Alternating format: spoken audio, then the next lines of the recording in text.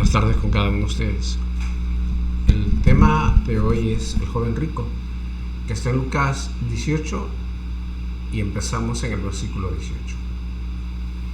Siempre, como digo, es importante tener la escritura, porque si no tenemos la escritura no hay mucho.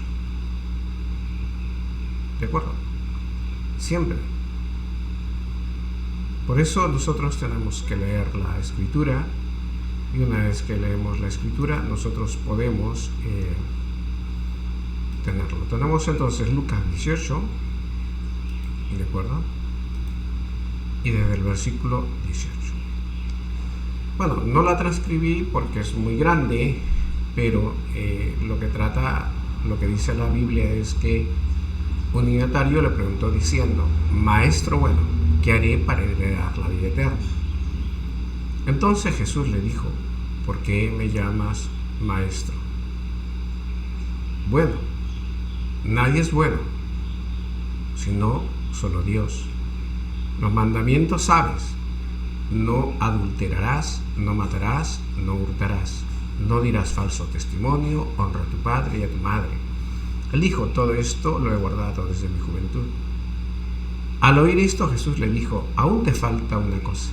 Vende todo lo que tienes, dalo a los pobres y tendrás tesoro en el cielo, y ven y sígueme. Entonces él, oyendo esto, se puso muy triste porque era muy rico. Al ver Jesús que se había entristecido mucho, dijo: cuán difícilmente entrará en el reino de los cielos los que tienen riqueza, porque es más fácil que pase un camello por el ojo de una aguja que un rico entre al reino de Dios. Los que lo oyeron se dijeron: pues ¿quién podrá ser salvo? Él dijo: lo que es imposible para los hombres es posible para Dios. Entonces Pedro dijo: pero pues nosotros hemos dejado todo, nuestras posesiones, y te hemos seguido. Y él les dijo: de cierto os digo que no hay nadie que haya dejado casa o padres o hermanos o mujer o hijos por el reino, que no haya de recibir mucho más en este tiempo y en el siglo venidero la vida eterna. Pues las cosas de Dios son verdad. No podemos decir en ningún momento que son mentira. Son grandes, demasiado grandes. Vamos a tratar de comenzar. Una de las cosas que tenemos que ver es la recompensa del sacrificio. ¿Sí? Jesús asegura, ¿de acuerdo?, que aquellos que han dejado todo por el reino de Dios recibirán algo bastante grande, pero en estas épocas. Fíjense. Y en adelante la vida eterna. Muchas veces nosotros no podemos comprender esta trascendencia, ¿no? Esta cosa trascendental, porque es difícil que tengamos que procesar esto, dejarlo todo por el reino. Y Jesús está asegurando algo que resulta todavía más difícil de creer, que en esta vida tendremos más cosas. ¿Cómo puedo dejarlo todo y recibir más?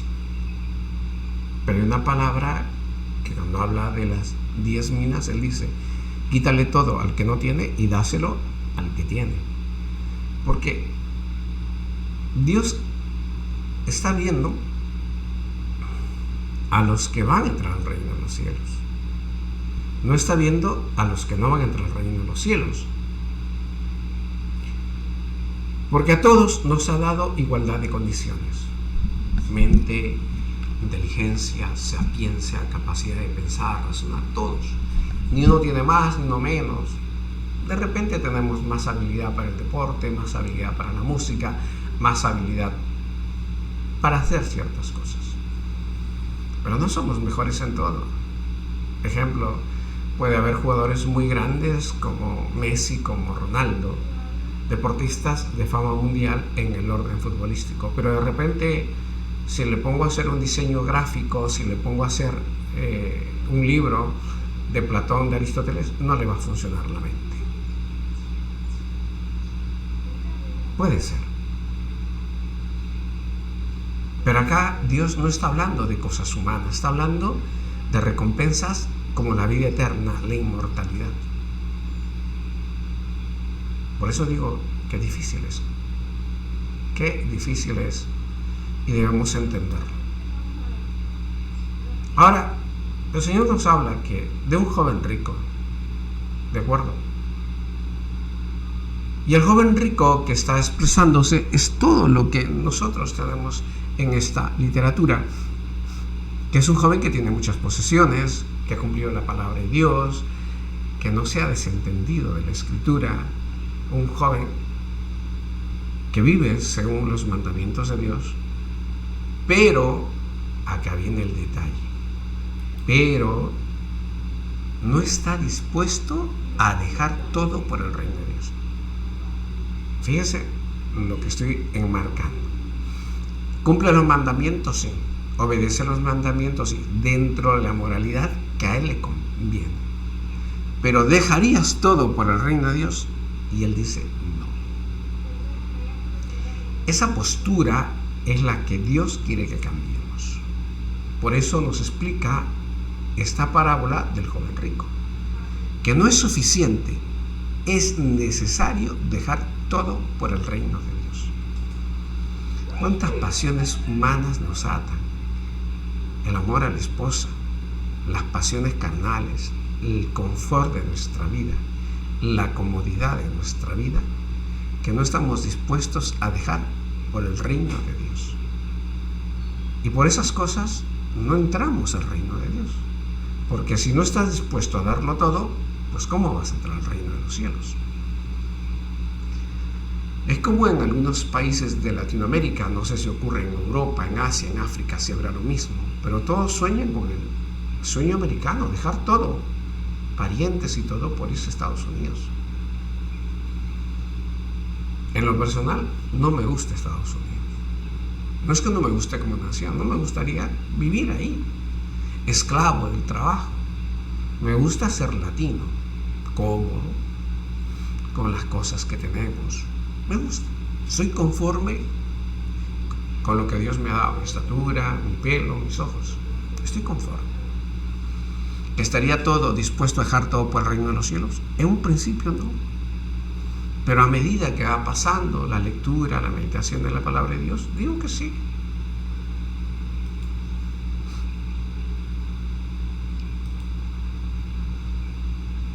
El joven rico hace una pregunta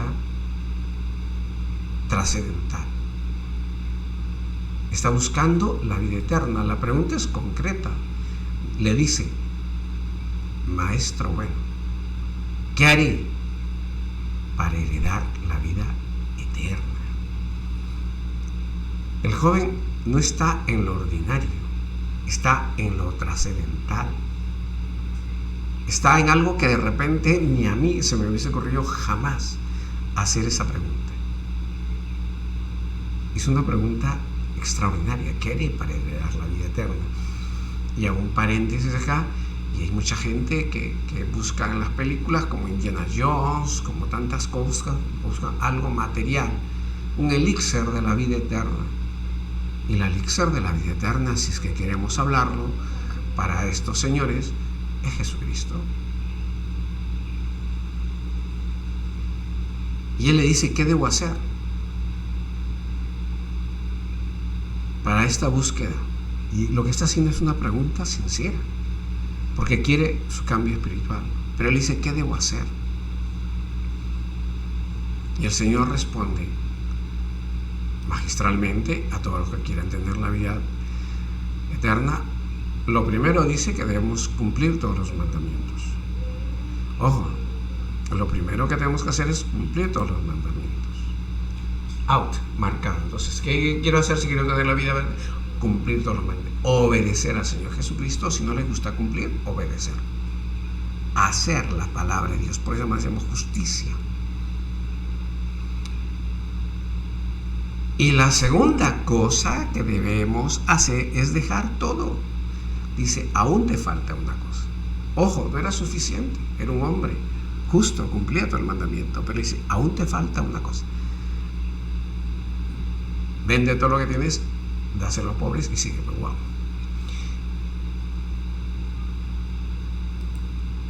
Ya tenemos la respuesta entonces.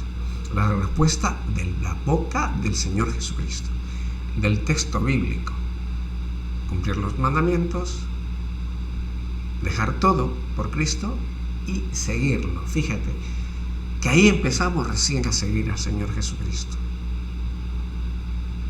Para que veamos la distancia de que estamos nosotros actualmente, cuál es nuestra postura y qué nos está demandando el Evangelio a realizar, a hacerlo.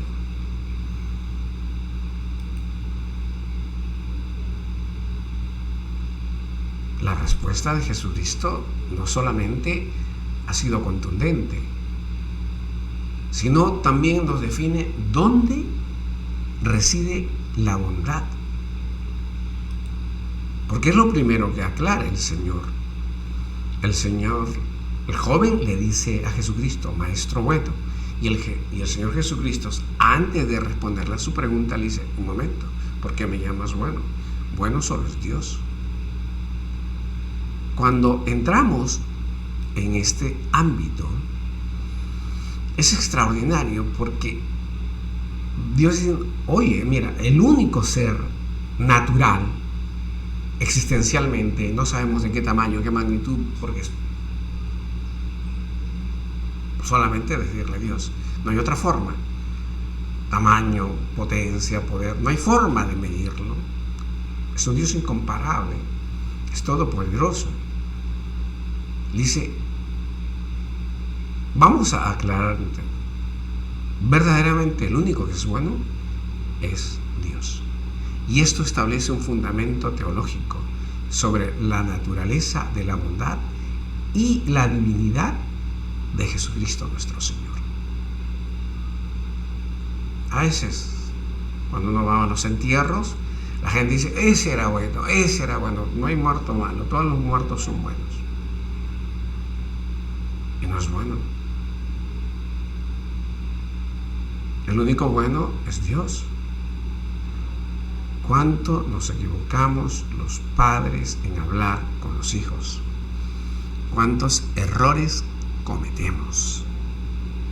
Y le hacemos creer que es bueno, no, porque no entendemos la justicia de Dios, que siempre nos falta hacer muchas cosas. El camino de los cielos es cumplir, hacer la palabra de Dios, dejarlo todo y seguir a Jesucristo.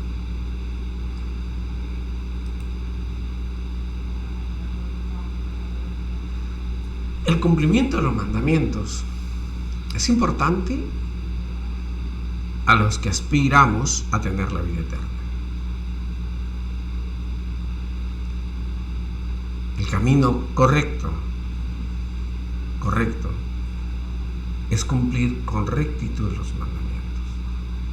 Por eso el Señor ha puesto maestros, por eso el Señor ha puesto tutores, guías que nos expliquen. Y reitero, no necesariamente son los pastores los maestros de la Escritura. Un pastor cumple otra función. Puede ser pastor, pero no maestro.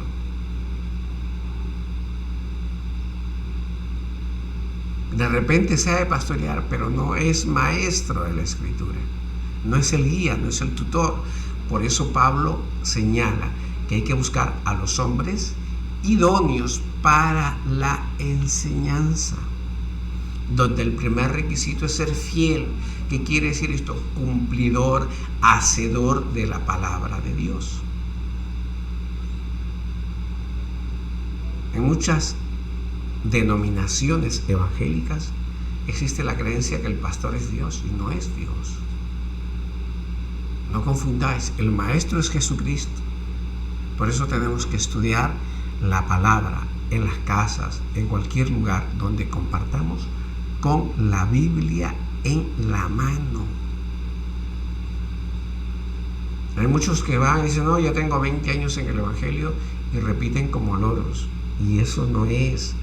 La palabra de Dios tiene mucho contexto, mucho punto, mucho coma, mucha palabra precisa, exacta. Por eso la palabra de Dios es perfecta. Por eso dice, no la agregues ni le quites, no te inclines ni a la izquierda ni a la derecha. Es certeza, certeza y convicción. Por eso el Señor está diciéndole a este joven que él sí cumplía, por eso le mandó, no matarás, no robarás. ¿Haz como he hecho? Sí, le hizo. Hasta ahí es un paso extraordinario.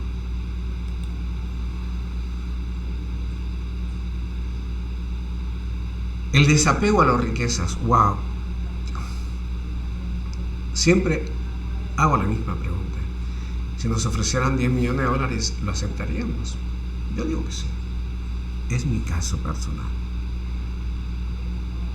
Jesús le dice al joven, solamente una cosa te falta. Vende todo lo que tienes y dale a los pobres. ¿Por qué? Porque está poniendo esta situación, porque es difícil el desapego de la parte económica, el desapego de las cosas materiales, renunciar a las cosas materiales por el bienestar espiritual. Es difícil. Normalmente hay muchas personas que dicen, yo estoy bendecido por Dios, tengo 4 casas, tengo 20 automóviles, tengo 100 vacas, y creen que eso es que de Dios está pidiendo. Pero fíjense lo que le está pidiendo Dios a este joven: el desapego de las riquezas. Dios nos bendice, sí, pero no quiere que seamos pegados a las cosas materiales. Quiere que nosotros vivamos por fe. El justo vivirá por la fe, dice, con lo que Dios ponga en tus manos.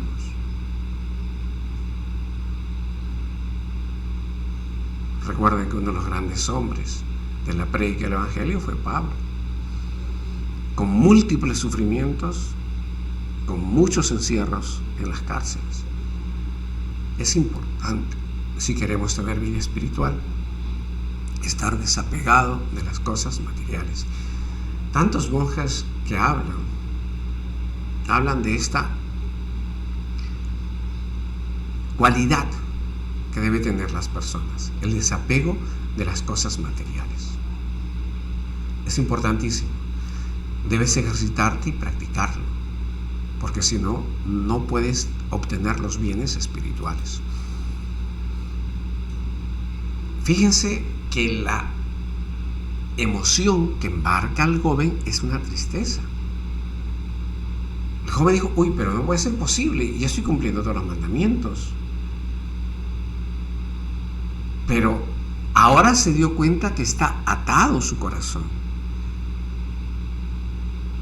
a las cosas materiales, está aferradísimo, y eso sí no puede dejarlo. Que no puede entregarse entonces, porque él va a estar ocupado. Sí, Señor, te puedo servir, pero mira, tengo que ir al campo a ver mi sembrío. Sí, Señor, yo te quiero servir, pero ahora tengo que atender a mi ganado. Sí, Señor, yo te quiero servir, pero primero debo ir a ver el mantenimiento de la flota de carros. Sí, Señor, yo quiero servirte, pero antes debo arreglar la nevera, el aire acondicionado, etc. Primero yo y después tú. Por eso el Señor, en otra parte del Evangelio, dice, nadie puede servir a 2 señores, o a las riquezas o a mí. En cambio, cuando estamos desapegados de las cosas materiales, primero es Dios para todo. Lo demás se posterga, aunque resulte difícil de comprender, porque es una riqueza espiritual extraordinaria. Porque todos tenemos fecha de nacimiento, pero posiblemente la mayoría no sepamos cuándo vamos a morir. Entonces el Señor quiere que estemos preparados siempre, permanentemente. Cuando Él nos llame, pues ¡blum!, estamos salvos. El Señor es grande, está en nuestros corazones, nos está dando vida y vida en abundancia. ¿Cuál es la dificultad de la salvación? Sí, tenemos una dificultad grande, que las cosas materiales tapan nuestro entendimiento para comprender las cosas espirituales. Esa es la dificultad de la salvación. Por eso es lo terrible de estar aferrado a las cosas materiales. Las cosas materiales, el estar preocupado en obtener riquezas, tapa de alguna forma nuestro entendimiento, porque no se puede servir a señores. O estoy sirviendo con toda mi mente a Dios, o estoy preocupado con mi mente en obtener las riquezas. Tú decides. Pero no puedes estar en las dos, no se puede. Las dos demandan un esfuerzo, las dos demandan concentración, las dos demandan dedicación, compromiso, entrega total. No podemos. Por lo tanto, es una gran dificultad el apego a las riquezas. Oye, entonces voy a vivir como pobre. Bueno, si te tocó, pues te tocó. ¿Es bueno? Sí, es súper bueno.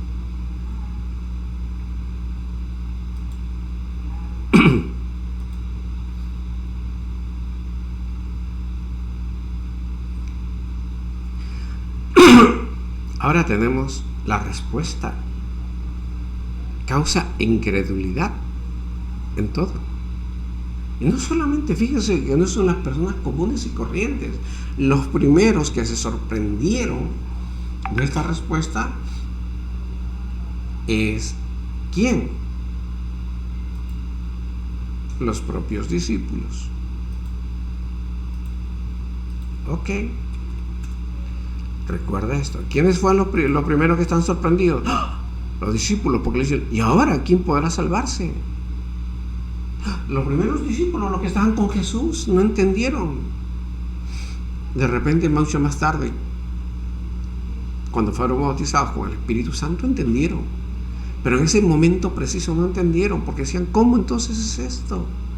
La incredulidad parte de los discípulos de Jesucristo, de los hombres cercanos que tuvieron esa gloria de estar con el Señor de la vida, que lo tocaron, que lo vieron. Y fíjense, ellos dudaron, imagínate nosotros. Por eso, hermano evangélico, ubícate, que Dios te dé sabiduría, pide, clama sabiduría, porque les han enseñado una mala forma, una pésima forma de insultar, de ofender, y si se defienden y le dijo el pastor una grosería, la repiten como loro las groserías. Yo recuerdo que había un pastor que si no le hacían caso decía, tú eres el diablo, tú tienes el diablo. Y la chica iba a un sitio, por ejemplo, oye, usted me tiene que entregar esto. El chico decía, pero ahora no lo tengo. No, tú tienes el diablo. ¿Cómo vamos a evangelizar si no es el método que enseña el Señor? Su hermano mayor, el pastor o su guía espiritual, le enseña a andar errada, a predicando un evangelio satánico, demoníaco, porque eso no es de Dios. Por eso la Biblia dice, cualquiera que le presente las palabras de Jesucristo de forma errada, de forma cambiada, es blasfemo. Cuando se tuerce el evangelio de Cristo, ejemplo, dice, id, son palabras del Señor Jesús, id a todo el mundo y bautizarlos en el nombre del Padre, el Hijo y el Espíritu Santo. Cuando cambiamos esas palabras a nuestro gusto, a nuestro entendimiento, entonces ya no le creemos a Jesucristo, le creemos a otra persona. Porque esa es palabra de Jesucristo.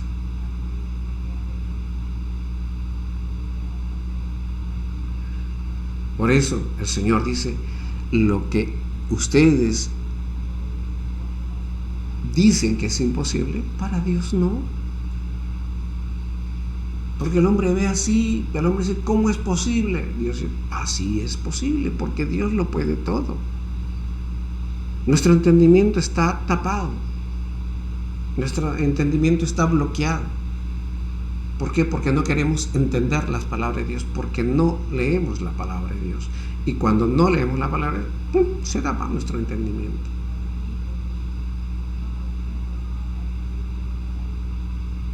La gracia divina viene de Jesucristo, nuestro Señor. Dice, por gracia sois salvados, no por obras. para que nadie se jacte. Por la misericordia de nuestro Padre. Dios Padre Todopoderoso, no quiero profundizar más, hay mucho más que aprender. Los invito a leer la Biblia, los invito a estudiar, los invito a seguirnos a través de Radio Reflexionando. En el nombre de nuestro Señor Jesucristo. Amén.